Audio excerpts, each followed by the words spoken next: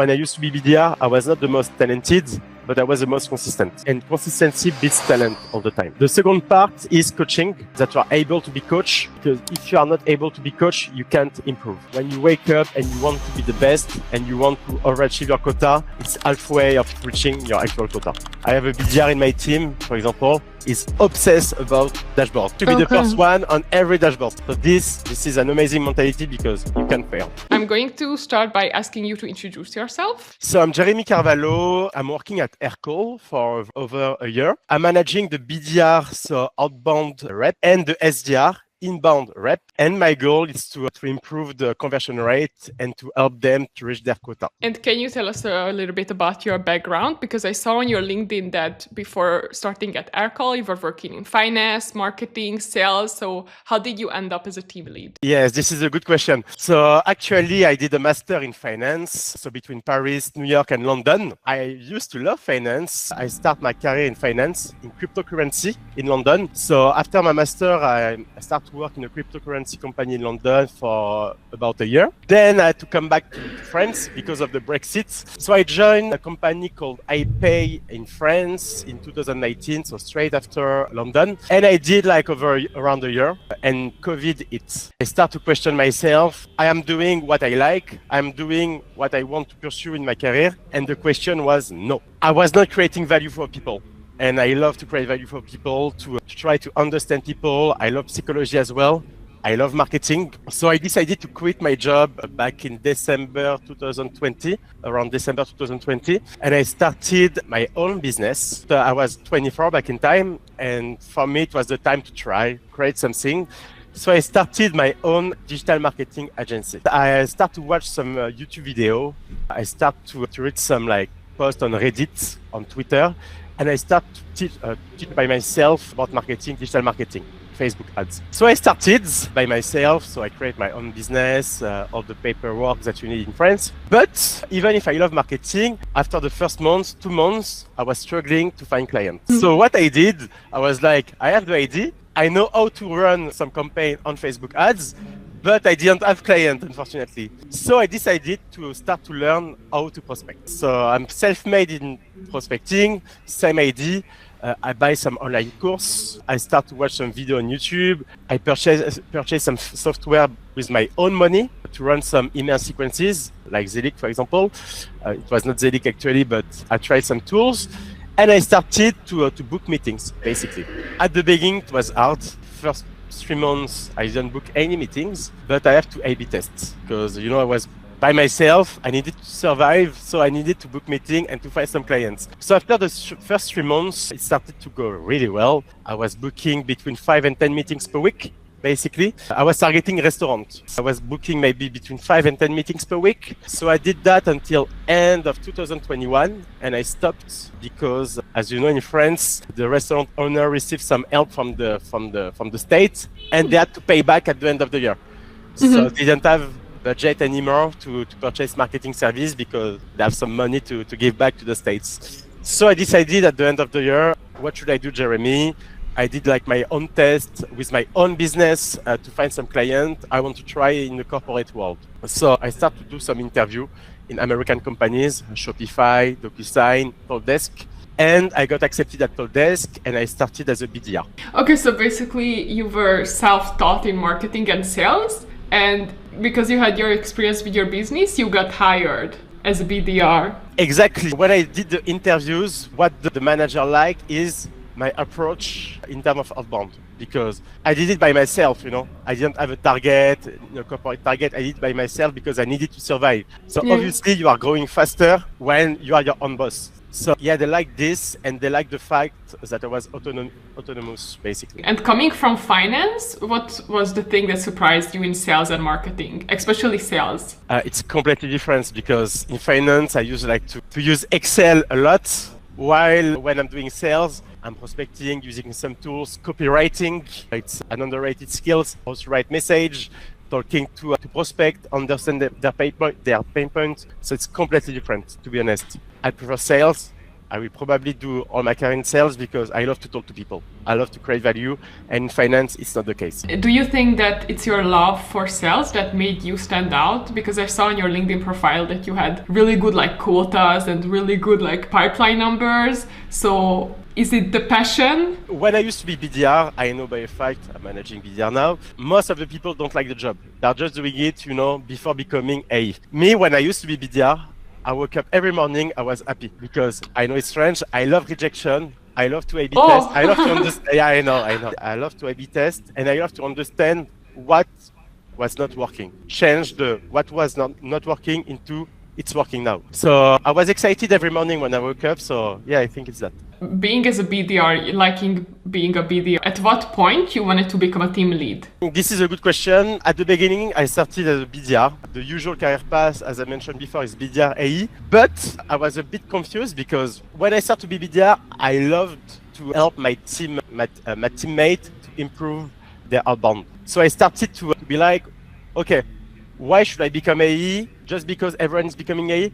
So I started to think about it. And when I used to be at the desk, my manager got pregnant, so I had to replace her for about a year. And I had the opportunity to become AE many times. It's a choice for me not to become AE, but I prefer to manage people.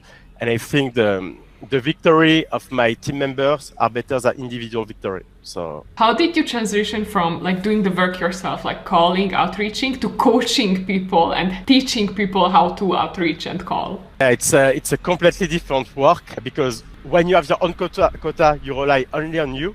But when you're managing people, it's completely different because everyone is different.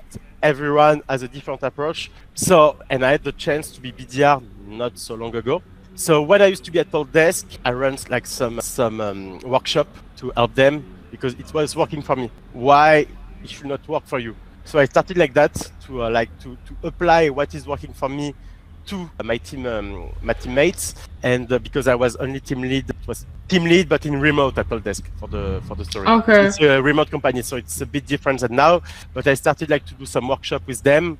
Obviously, I had a look at the KPIs because it's obvious when you are BDR, there is a question of volume and consistency. Consistency is the most important part when you are BDR. You said you were BDR remotely. And how was it? I normally always imagine salespeople, they have a team, everybody's in the office, you celebrate together. So is it weird doing it alone at home? It's weird because at the end, you are the only one. Because to give you a story, Talk Desk, it's an American company, plus 1K people. But in France, we were only 15 people and maybe 1K people around Europe. But they were in Portugal, UK and stuff. But when you are alone, the issue is you rely only on yourself. So that's why my entrepreneurship experience helped me because I was autonomous already. Okay. And how is it for you right now to coach and manage people? What's your approach? How do you structure your one-to-ones? How does it work for you? Right now, it's a different because I'm at the office, so it's better than remote. But basically, I'm doing weekly one-on-one with my team members, and I structure my one-on-one. Basically, we have a shared spreadsheet, and they need to come prepared to the one-on-one. Basically, they have to put what is working right now, obviously, what are their challenge, and then what they are trying to do to overcome their challenge. And basically, they come prepare, and during 30 minutes, we are discussing about how I can help you. Because you don't come prepared to a one-on-one, at the end of the day, there is no value at the end. Yeah. And at the end of every one-on-one, basically, we are setting up together, so the rep and I, 3 goals that we can measure that they need to achieve to the next one-on-one, basically. So for example, they need to do X amount of activity, they need to book X amount of meeting, they need to clean all their tasks, for example. And how can you spot a star BDR? How do you know when somebody is really, really good at the beginning? It's the drive, basically. As I say, I used to be BDR not so long ago. For me, a very good BDR need to do the extra mile. If your KPI, for example, is to do 50 calls per day, try to do 70 calls. If you have a target, for example, of, I don't know, X amount, try to overcome, to overachieve your target. And there is something as well underrated. It's the BDR looking for feedback all the time. Asking question. If you don't ask question, for me, you can grow. Okay. So you need to ask questions because it's by asking questions that you are getting better. I just onboarded a new BDR for the Italian market today, last week. I told her, ask me as many questions as you want at the beginning because the onboarding phase is the most important. If you don't understand something at the beginning, you won't understand it in 2 months. Yeah. It won't be the same. You are going to lose time. And what do you do when a rep is feeling unmotivated and they don't meet their quota? How do you motivate them or try to encourage? There is two things. I want to differentiate the input and the output. The quota is the output. What I'm looking for at the beginning is what input are you putting in to reach the output. I will never blame a BDR is putting the input, but that doesn't have the output because you are putting the effort. Maybe we need to change something, maybe the messaging, maybe your pitch on the phone, maybe your organization, but you are trying at least. Yeah. But if a BDR doesn't meet the output without meeting the input, I will have like a conversation with him with open question, trying to understand why you are not putting the input. And I will try to dig like during the conversation into like, maybe it's laziness, maybe he doesn't like the job, maybe he had a blocker. So I will try to understand what is it. But to differentiate the input and the output are super important. And the harsh question, but at what point do you fire a rep who is just like, it's not working? Thanks God, I didn't have to fire a lot of people, but it happened to me, unfortunately, when the input and the output are not there for like 7 months. 7 months? Okay. During the trial period in France, yes. For example, if you don't meet your quota at the beginning, but you are putting the input, I will give you time. I will give you time because I love to have like trust-based relation with my team members. Okay, 7 months is quite long, to be honest. I think they have time to prove. Exactly. Just to give an insight, I have a BDR that didn't reach the quota for the first 6 months. I trust him, and since 2 months, he's overachieving. It's just about trust and about like feeling and the work that you are putting in to reach your quota. The quota is it's important, obviously, because we are in a sales environment, but I focus more in the input. And how do you manage expectation between like what the management is asking you to achieve and what your BDRs can do? What the management is asking me to do, it's only me. It's only the result of my team. So, of course, I'm talking about like our team targets, but I make them understand to reach the team targets, you need to reach your quota or to put the work on to reach the quota. And basically, we have a meeting every Monday at Aircall that present the team result. So they know what they have to achieve. So that's why I think accountability in a team is super important. And do you want to talk a little bit now about like Aircall? Like how do you, like for example, what's the structure? What is the team doing? How does it work? So Aircall, we are a cloud-based fund system. So we celebrate our 10 years last year. We are leader in the SMB market.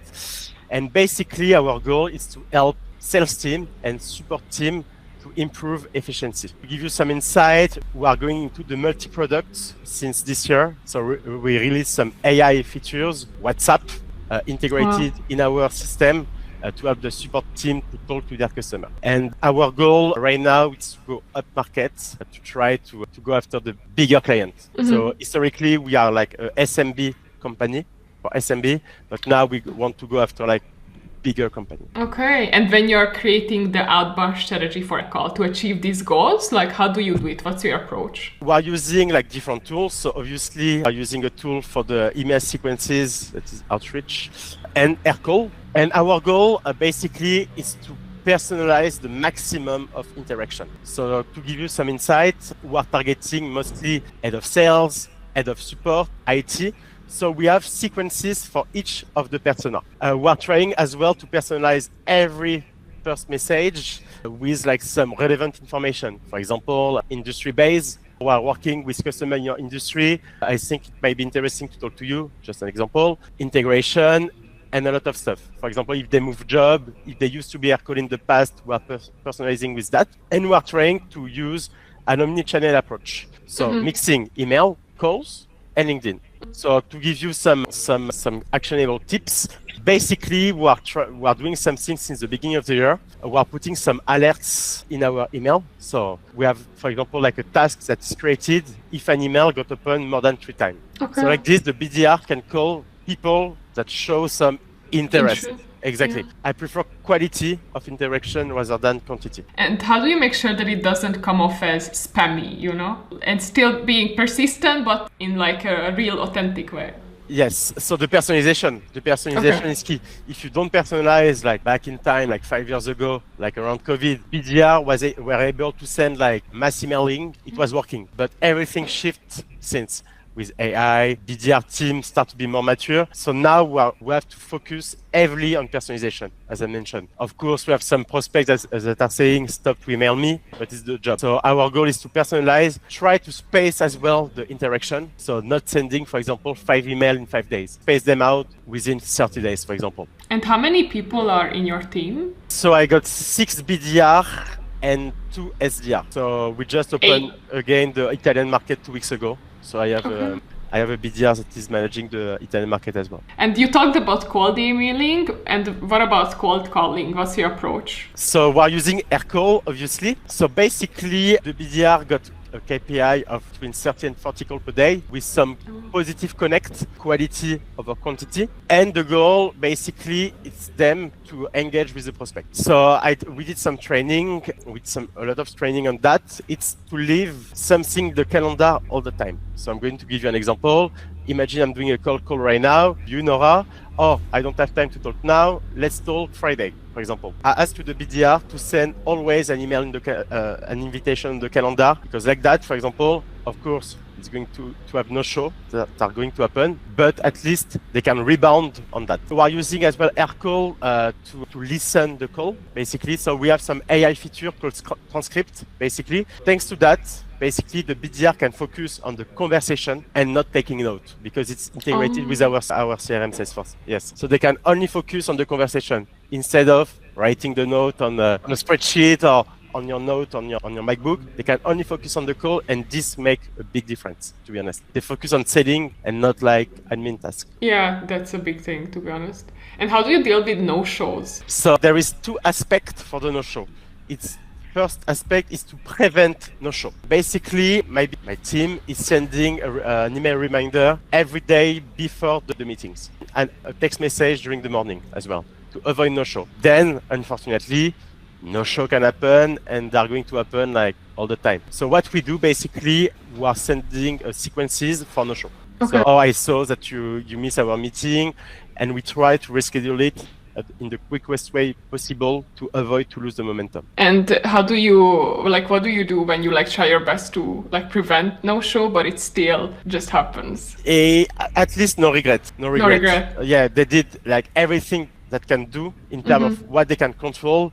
Unfortunately, sometimes prospect can't attend to the meeting, so we are putting them in the sequences to try to reschedule again. And as somebody who likes marketing, what's your approach on social selling? Do you also integrate that into Aircall's sales strategy? Yes, it's complicated, to be honest with you. It's complicated for BDR to tell them to post every day on LinkedIn or to do some stuff, but we're trying to leverage LinkedIn. For example, I'm going to give you an example. If you identify a good company, a good potential project, they're not replying to your email, they're not replying to your phone call, bam, you add them on LinkedIn and you send them a voice message. Voice message are working quite a lot, because you receive a voice message, it's like if you receive a voice note on WhatsApp, you don't know what it's about. Yeah. Usually the prospect are at least opening it, and you can see when they open it, and after you can follow up. Other stuff where we're using LinkedIn, it's for the email bounce. If an email is bounced, I ask the BDR, try to connect on LinkedIn and try to talk to the prospect on LinkedIn. It's still complicated to ask to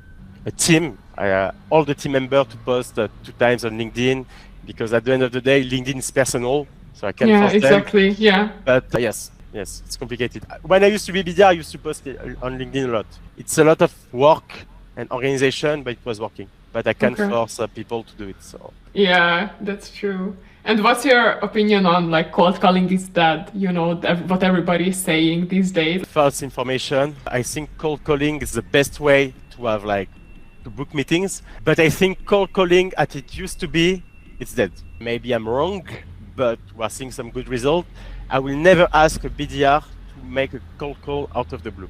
We are trying to have an interaction before. So, for example, an email sent, a connection on LinkedIn, but never calling out of the blue. So I prefer a BDR to make 40 good calls instead of 100 call where at the end of the calling session is going to be dead. I see. So you warm your leads first and then That's how it's changed for you. Okay. Exactly, with email open, with, for example, they accept your connection request. There is many stuff to do.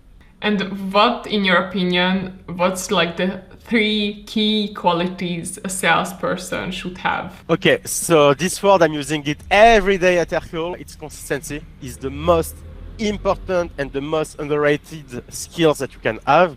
Because what is consistency is doing tasks that you don't want to do because you have to do them. It's super important because, just to give you an example, when I used to be BDR, I was not the most talented, but I was the most consistent. And consistency beats talent all the time. The second part is coaching, that you are able to be coached, because if you are not able to be coached, you can't improve. And the last part is performance driven, I think. Okay. When you wake up and you want to be the best and you want to overachieve your quota, it's halfway of reaching your actual quota. I have a BDR in my team, for example, is obsessed about dashboard. He wants to be the first one on every dashboard. So this is an amazing mentality because you can fail. Is he the first one on every dashboard? He is the first one on every dashboard. I have a good team because every month is a different top performer, but he's always trying to be the top performer. So, and just like as a last question, what's your advice for people who are starting out in sales or who want to be BDRs, SDRs, or even team leads? Don't expect instant success. Rome wasn't built in a day. It's normal if you just start that you won't have like success the first day or maybe even the first month. Just put the work toward your goals. This is the most important. Stay curious, ask questions. It's like to ask questions is super important because, again, as I mentioned before, it's by asking questions that you are learning, and be okay with failure. Rejection, it's part of the day. It will happen like every day, and I think you can build yourself with rejection. You can improve your process. You can improve your pitch. You can improve everything with rejection and failure. And in my life, I learned more stuff with failure than with success. So that's why failure are part of the job, and you need to accept it.